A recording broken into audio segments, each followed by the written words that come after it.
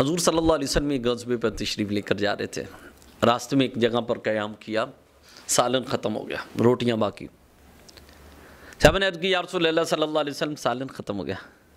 اتنی دیر کے اندر شہد کی مکھی آئی اور میرے آقا کے دستے مبارک پر آ کر بیٹھ گئی، اور میرے آقا کی بارگاہ کے اندر عرض کرتی ہے یا رسول اللہ صلی اللہ علیہ وسلم میرے پاس ہی نا قریب ہی میرا چھتا ہے، وہاں سے اپنے غلاموں سے کہیں کہ شہد لے لیں اور اس کے ساتھ کھانا کھا لیں۔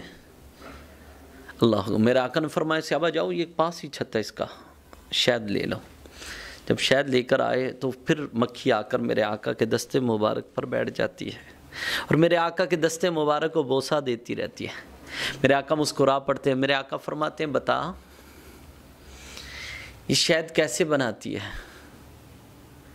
عرض کرتی یا رسول اللہ صلی اللہ علیہ وسلم جاتی ہوں باغوں میں، رس چوستی ہوں، آ کر نکالتی ہوں تو میٹھا ہو جاتا ہے۔ میرے آقا نے فرمایا بات کو طویل نہ کر، جو صحیح بات ہے وہ بتا، جھوٹ نہ بول۔ عرض کی یا رسول اللہ صلی اللہ علیہ وسلم اللہ نے بھی تو حضرت موسیٰ علیہ السلام سے پوچھا تھا نا کہ موسیٰ تیرے ہاتھ میں کیا ہے؟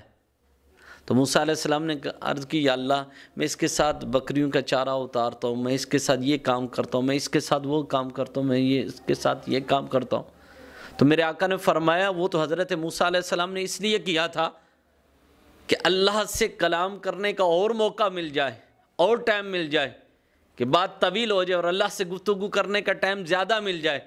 تو شاید کہ مکھی عرض کرنے لگی یا رسول اللہ صلی اللہ علیہ وسلم میں آج اللہ کے حبیب کے پاس ہوں، میرا بھی دل چاہتا ہے کہ میں آج اپنے حبیب کے ساتھ زیادہ گفتگو کر سکوں اور ان کے ہاتھ کا زیادہ بوسہ لے سکوں۔ اللہ اکبر۔ میرے آقا نے فرمایا بتا کس طرح تو کرتی ہے؟